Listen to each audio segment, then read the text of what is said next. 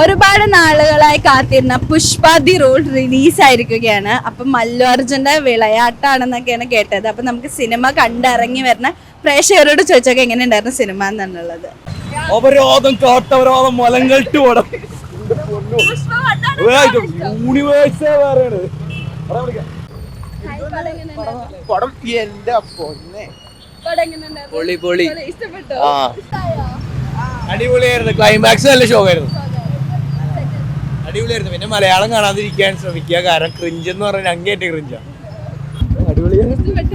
Serial അടിപൊളി, ഹിറ്റാണ്, സൂപ്പറാണ്, മാസാണ്. അത് ഇഷ്ടപ്പെട്ടു, എന്തായാലും അടിപൊളിയാണ്, ഹിറ്റാണ്.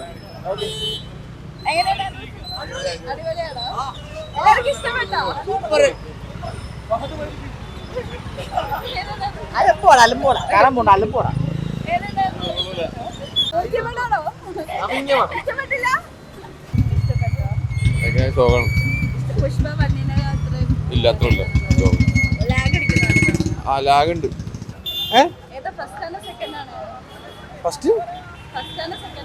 ഫസ്റ്റ് ഇഷ്ടപ്പെട്ടു, കൊള്ളത്തിലല്ല, കുഴപ്പമില്ല. നിങ്ങൾക്ക് വേണ്ടി ഫാൻസ് വെയിറ്റ് ചെയ്ത് വണ്ടിയോടി പടം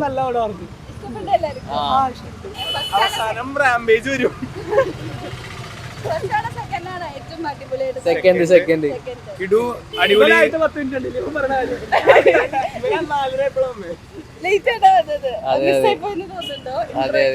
കിടു മാസ സീനുകളൊക്കെ ഉണ്ട്. ഡാൻസ് ഒക്കെ അടിപൊളി ഡാൻസുകളാണ്.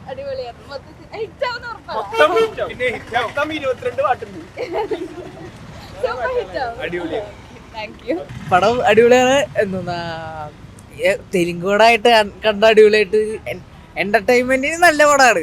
ലോജിക്കൊന്നും ഒക്കെ മാറ്റി വെച്ചിട്ട് കാണണം. പിന്നെ ഇതിനകത്ത് കണക്ട് ആവാത്തത് മറ്റേ ഫാമിലി ഇഷ്യൂസ് ഇല്ലേ, തങ്കച്ചി പാസല്ല എന്താ ആ ഫാമിലി ഇഷ്യൂസ് മാറ്റി വെച്ച ബാക്കി പടം അത് മാറ്റി വെച്ച പടം അടിപൊളിയാണ്. പിന്നെ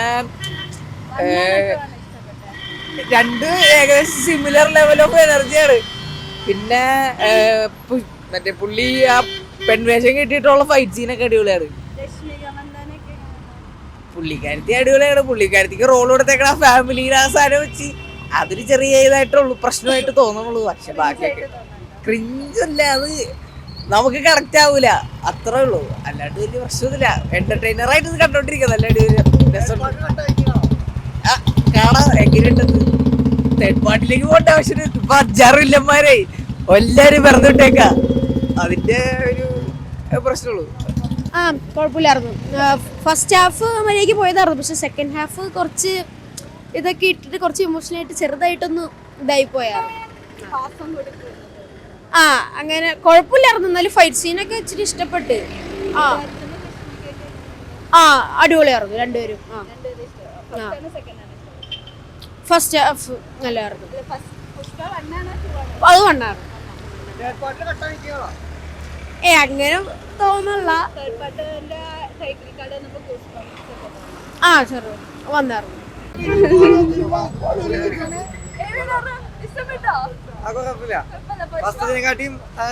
കൊള്ളാം.